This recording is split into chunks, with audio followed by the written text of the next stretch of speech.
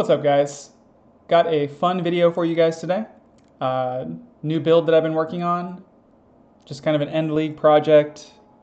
It is a Poison, Stampede, Earthshatter Pathfinder. Super fun build. It's got really good map clear, really good map clear. It's pretty fast. It's got big AoE with Stampede, big AoE with Plague Bearer, creating those big poison gas explosions that have a lot of AoE.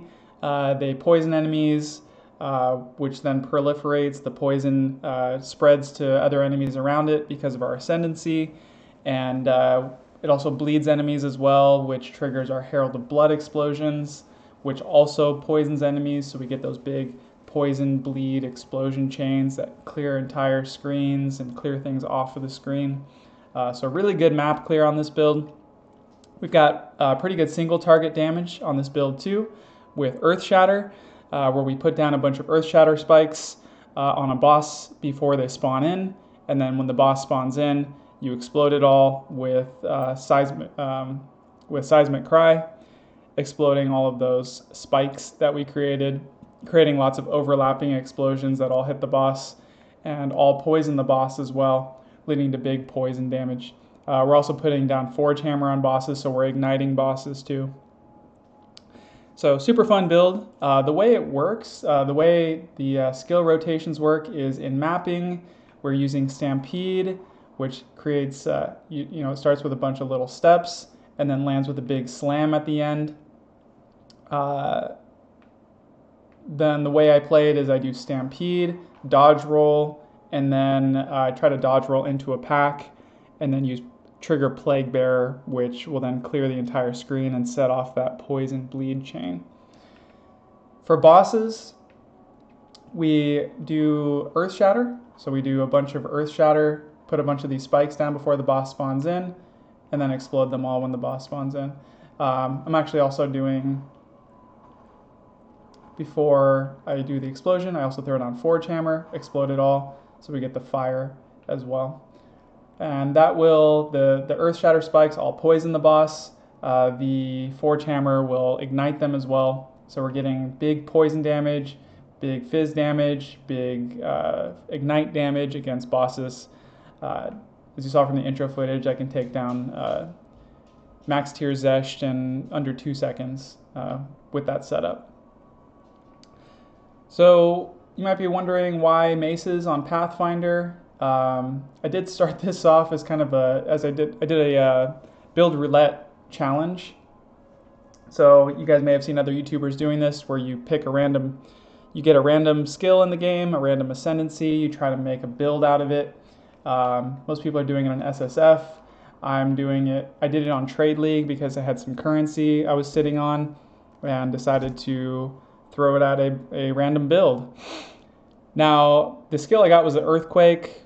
I used that for a while. There's some issues with Earthquake. I hope GGG buffs it in the future, but ended up switching off of it in the long run and experimenting with other Mace skills, and landed on Stampede. It's a really fun skill, so has some good synergy with this. Now, the one thing I will say is that one thing I didn't expect is that Poison actually has really good synergy with Maces. And the reason for that is how Poison works. Poison magnitude scales based on the pre-mitigation physical and chaos damage of the hit that inflicted it. Well, the reason that works well with Maces is because Maces are very high physical damage weapons. They tend to be slower but higher damage. Because they're so high damage, that means we can get really high poison magnitude. So Maces do actually have good synergy with Poison. And you can further scale poison magnitude in a few different ways. One way is on the tree. You get these different nodes that give you poison magnitude. You can also get poison magnitude on jewels. Magnitude of ailments includes poison as well. So this jewel gives us 2 lines that benefit us. You can technically get up to 30% increased poison magnitude from an emerald, which is really nice. You stack a few of those, you get a lot of poison magnitude. And then we're also getting a lot of poison magnitude on our gloves as well. So there's these runes Courtesan Manon's Rune of Cruelty, which give 15% increased magnitude of damaging ailments, which includes poison, bleed, and ignite. And we are using all three of those. Plus, there is a desecrated line you can get on gloves that gives increased magnitude of ailments, which also includes bleed, ignite, and poison, and the other ailments as well. So these gloves are insane. They're giving me 110% increased magnitude of poison, which is pretty crazy. So a few different ways to scale poison magnitude. The other thing is normally you are limited to 1 poison per target. So, when you hit an enemy with poison, you can hit them multiple times, but they're only going to be affected by 1 poison at a time. But you can scale that. So you can increase the number of poisons. So we've got number of poisons on the tree in a few different places. We got this one here, +1 poisons, +1 poisons there. And then we've got this ascendancy node that allows us to double the number of poisons we can put on a target. There are also runes that I have on my bossing weapon that give +1 number of poisons. So with scaling number of poisons, on my weapon set 1 for mapping, I can do up to 4 poisons, which is more than I need. I actually don't need more than like 2 poisons per target while mapping to kill pretty much everything. But for bossing, you do want to put as many poisons as you can on a boss at a time. So weapon set 2, I'm able to get up to 10 poisons on a boss at once. And then with the bossing rotation, you can put a bunch of spikes down with Earthshatter, trigger them all at once. You instantly have 10 stacks of poison on the boss. And with all the poison magnitude I have scaled on this build, with all those sources of poison magnitude, I have well over 450% increased poison magnitude, which for Earthshatter, the amount of poison damage is actually higher than the amount of the damage of the hit, which is pretty crazy. So that's kind of how we're scaling poison damage on the build. I can briefly go over I'll include a written guide. So if you guys want to go into this in more detail, I'll have a written guide which will cover the ins and outs of the build.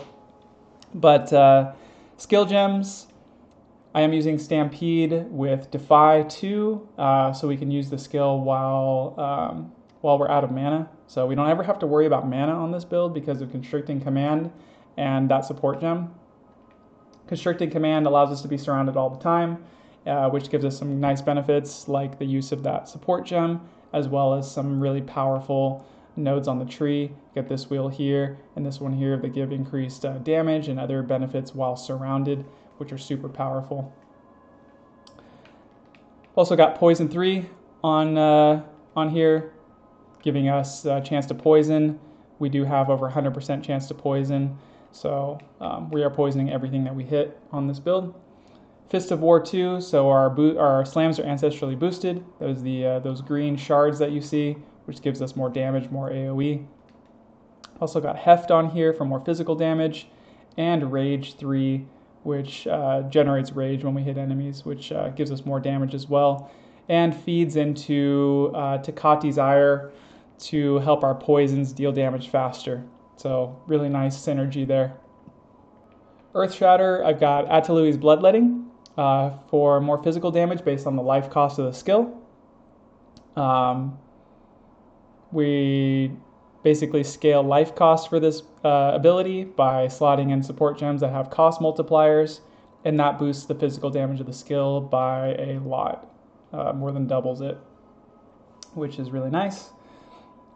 Branching Fissures allows us to create more spikes. So Earthshatter, you actually get more damage per the number of spikes you have. And normally you're limited to a maximum of 6 spikes. I think this is bugged right now with the Branching Fissures, because the Branching Fissures support allows us to put down 3 at a time, and we're easily able to exceed the maximum of 6 spikes at a time, allowing us to deal a lot more damage, which is really nice. So Branching Fissures is essential for the build. We've also got Poison 3 on here, Heft for more physical damage, and Fist of War 3 for the big cost multiplier, giving us a lot more damage. For Forge Hammer, I've got Fist of War 3 on here for doubling the effect of Ancestral Boost. I mostly only use this against bosses, so the fact that I can only use it once every 14 seconds is not an issue. I also occasionally will throw down Forge Hammer against really tough rares while mapping. You know, if you come across like an Abyssal rare that has like a lot of damage reduction or something, you can throw a Forge Hammer at it to take it out faster. So it's nice for that, but I mostly use it for bossing. So Fist of War 3, Rocky Out is flow since it does do fire damage. This allows us to deal a lot more damage against enemies with fire resistance, like Pinnacle bosses. Defy 2, so it doesn't use mana. Heft and Concentrated Area for more damage. Seismic Cry is the war cry that I'm using to trigger Earthshatter and Forge Hammer. You can use any war cry here. It doesn't matter which one you use, but I like Seismic Cry. You can try different ones. Life Tap, so it costs life instead of mana. We've got Raging Cry and Enraged War Cry. Enraged War Cry allows us to bypass the 8-second cooldown of Seismic Cry by expending Rage to bypass its cooldown. And then when we use the War Cry near enemies or near bosses, it'll then generate Rage. So these two offset each other, and we can continue to use it over and over again without worrying about the cooldown, which is nice. I do have cooldown recovery on here too. We don't need this on here, but you know, it doesn't hurt to have it either.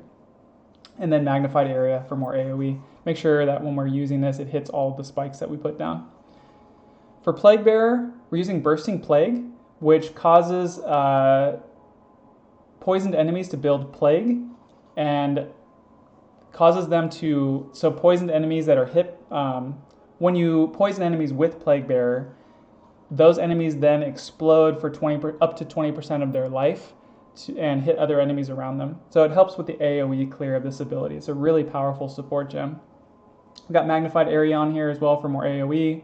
Physical Mastery, which boosts the level of Plague Bearer, boosting the amount of damage it deals. So the way Plague Bearer works is you store expected poison damage. So when you poison an enemy, the amount of damage it will deal is stored even before it does all of that damage. It's stored in this ability, and then when you trigger this ability, it will explode for that amount of physical damage. When you do that, it will also poison enemies, and then because I have bleed support on here as well, it will also bleed enemies. This is a really fun skill. And then once again, I have Takati's Ire on here as well, which causes the poison that it deals to deal damage faster per the amount of rage that we have. So because Plague Bearer bleeds enemies, then we have Herald of Blood on here as well, so that bleeding enemies, when they explode, when they die, will explode for physical damage to enemies around them. And then because I have Poison 3 on here, that bleed explosion then poisons enemies again. And then because of our Ascendancy, those poisons spread to other enemies nearby. We basically get Herald of Plague for free from our Ascendancy. From this node here, Contagious Contamination. So poisons spread to other enemies nearby. So having pretty much everything that we do poison enemies is really nice because that poison then spreads. We have Overreach on here for more AoE. Diala's Desire for another skill level and more quality, which boosts the damage of Herald of Blood. Physical Mastery for another level. And then Admixture for increased magnitude of bleeding and poison. Wind Dancer, have this on here for a few reasons. One is for defense. It gives us more evasion. I also have Knockback on here, so it knocks enemies back, pushing things away from you, which is nice as a defensive layer. But then it's also an offensive weapon because it poisons enemies, it bleeds them because of these two supports, and then I have Heavy Swing and Heft on here, so it does a lot of damage. And because we're scaling attack levels and melee skills on this build, you know, Wind Dancer, I have it up to level 30. I should actually work on getting this higher because you can get this up to 32 on this build. In my current setup, I could get it up to 32, which would just make it deal more damage. Berserk, I have on here to increase rage effect on weapon set 2, just to give me increased rage effect.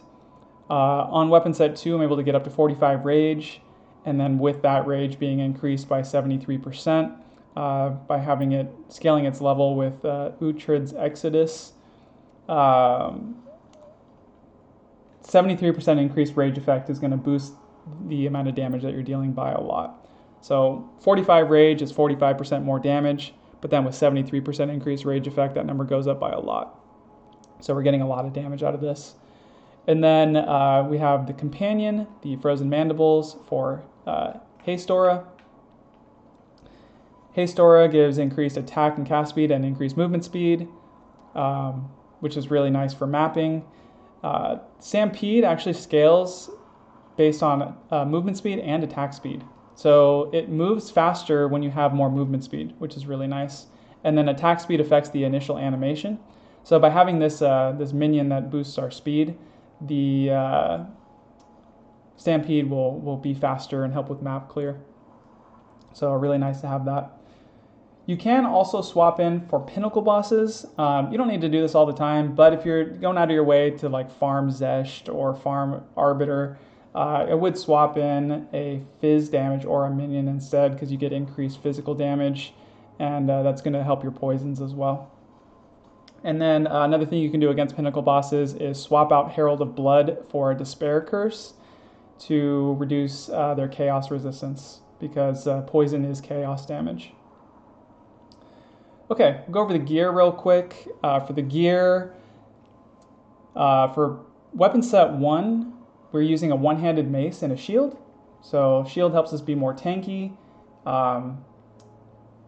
For your mace, you want as high physical damage as possible. And then level of attack skills is really good. Gain onslaught is nice because onslaught gives you skill speed and movement speed. And then attack speed would be the other ideal suffix here. I got leech as life, which is not horrible, but I would have preferred to have attack speed here. But attack speed is not essential, but it is a nice to have. But the most important thing, like I said, high physical damage on the weapon. For the shield, I'm using an armor energy shield. The energy shield is nice. That is kind of one of the main defensive layers on this build. So having more energy shield is nice. And then the 2 defensive suffixes are nice to have as well. Armor applies elemental damage, and energy shield recharge rate both just help you feel more tanky on this build. The build actually feels pretty tanky in this setup because we have block chance from the shield. We've got some deflection rating, which I have on the boots. We've got a good amount of energy shield and a high amount of evasion rating. So the build does feel pretty tanky, which is nice.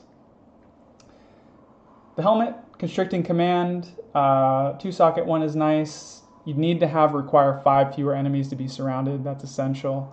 And then the bear talisman for increased AoE is the ideal socket to throw in there. I have int on there because I was struggling with attributes a little bit, but the bear talisman is the best in slot. For the amulet, you want +3 level of melee skills, spirit, defenses, rarity, resistances. You do need a good amount of spirit on this build. 50 on the amulet is enough to run everything on this build. You'll notice that in order to run the minion is a little bit expensive in terms of spirit. If I actually take off my body armor has this line on it, increased reservation efficiency of companion skills. You don't need that to run this. If I take it off right now, you'll see that my minion actually goes away. That's because now I don't meet the spirit requirement for it. But what I could do is I could move Diala's Desire down to the minion, and you'll see now my minion is back. So that's one option. Another option, if you can't afford Diala's Desire, is to get a solar amulet that has a good amount of spirit on it, because you can get spirit as the implicit on a solar amulet, so you can get more than 50 spirit on a solar amulet, which is nice. I don't recommend getting spirit on the body armor because you want to get as much defense as you can here. So trying to solve your spirit requirements with your amulet alone is the best route to go in my opinion. Also on your amulet, you do want to anoint leeching toxins, which gives you increased magnitude of poison and recover life when you kill a poisoned enemy, which helps with sustain and mapping.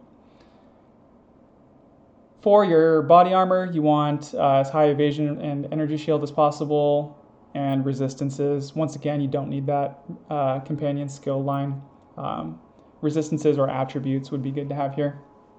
For your rings, you want adds physical damage. That's the most important thing, along with resistances. So adds phys damage because it scales your poison.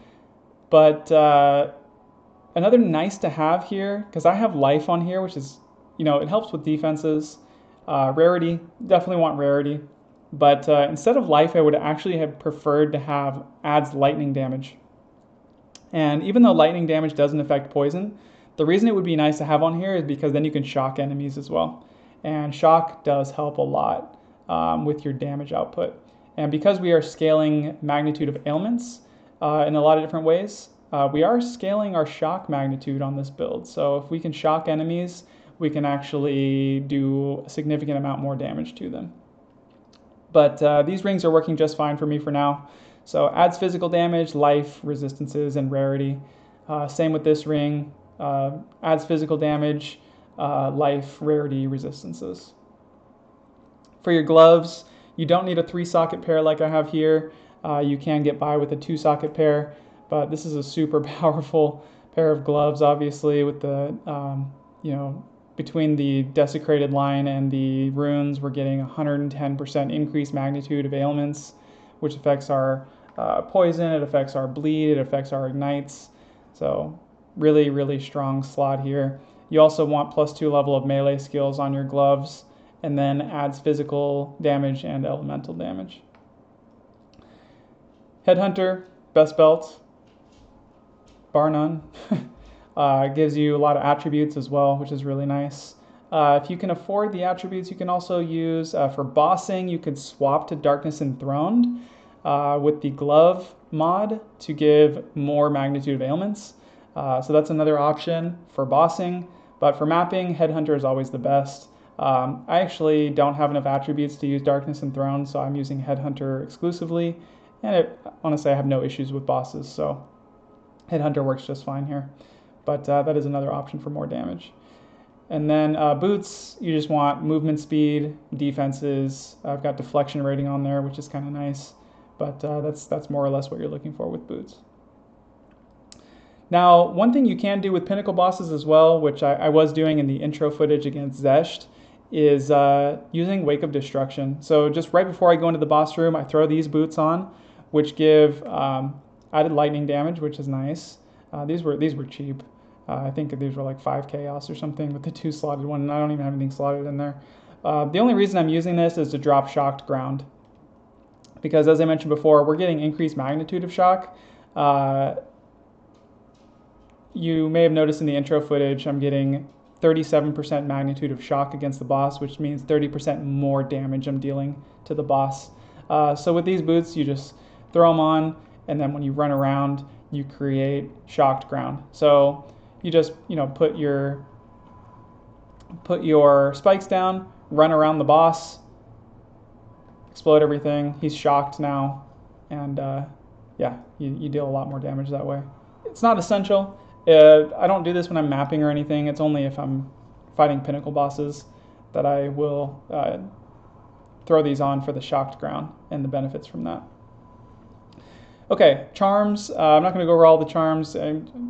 I'll just briefly mention that I'm using a stun charm and thawing charm. Those are kind of the best in slot there. Rite of Passage is super nice though. I'm using one with the Spirit of the Wolf, which gives increased skill speed and movement speed, which benefits our Stampede. Feels really nice for mapping and for speed. So really nice.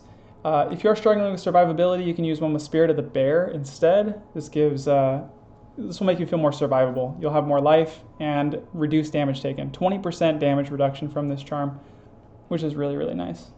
So that's another option. Okay, for the passive tree, first go over the Ascendancy. Traveler's Wisdom, you want to grab this one. So between these two, we're getting 6 passive skill points on top of what you normally get. We're doing a lot of traveling on this tree, going all the way to the top, all the way to the bottom, going all over the place to grab a bunch of different nodes. So those extra passives help make that happen. So it's really nice to have those. The poison branch of the Ascendancy is these 2 nodes here, which include Contagious Contamination. This is Herald of Plague. We get it for free from our Ascendancy, which is really nice. and overwhelming toxicity, which gives us, it doubles the number of poisons we can inflict on the target. So like I mentioned before, we can get up to 4 poisons on weapon set 1 and up to 10 poisons on weapon set 2, and that's made possible by doubling the number that we have from this ascendancy point. So a really powerful node.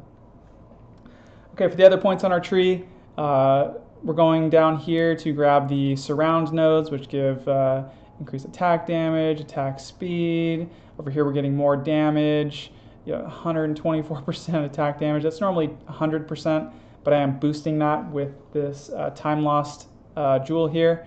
You don't need a time lost jewel on this build to make this work. You could just use a regular emerald with magnitude of ailments, one like this here. Just throw another one of these in over there. Magnitude of ailments, magnitude of poison, duration, stuff like that. But this one's nice because it both increases magnitude of ailments and boosts the effect of these already very powerful nodes. This is a very, very overpowered jewel here. This is very expensive, so definitely don't need that. But yeah, going for another one of these jewels would be just fine. So grabbing these surround nodes, I'll talk about the weapon set ascendancy points after. First, I'll just talk about the basic ones. So also grabbing some surround nodes here, so just more attack damage there. On this side of the tree, in this middle area, we're getting all of our poison stuff. So here we got magnitude of poison. Over here we got number of poisons, duration of poison, increased effect of poison. More poison stuff up here, number of poisons, poison duration. This helps to kind of offset. One of the downsides of increasing the number of poisons you can do is you get less duration of poison. You can help offset that with this node here. When you inflict more poisons, you increase their duration. So that one's a really nice one. Toxic tolerance, being immune to poison is just a nice to have. And then another number of poisons here.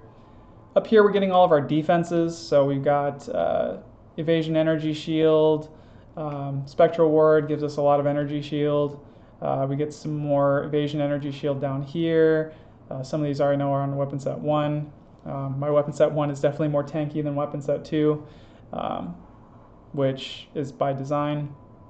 Weapon set 2 is more focused on damage output because we're trying to just kill bosses instantly. So we want as high damage as possible. So these nodes are all really nice for that. Some little damage nodes here, defense nodes here. We've got faster start of energy shield recharge, which feels nice on weapon set 1. Gets our energy shield back faster when we're mapping. Dependable or patient barrier to just give us a lot more energy shield. And then ingenuity just because I needed the attributes. Okay, so that is the kind of the basic setup for the tree. I've also got the companion nodes as well. These nodes are really powerful. So this node especially gives us damage when we increase our companion's damage. So these nodes, basically these 4 small nodes give us 22% increased damage each. That's 88% increased damage, which is a lot. Huge, huge nodes there.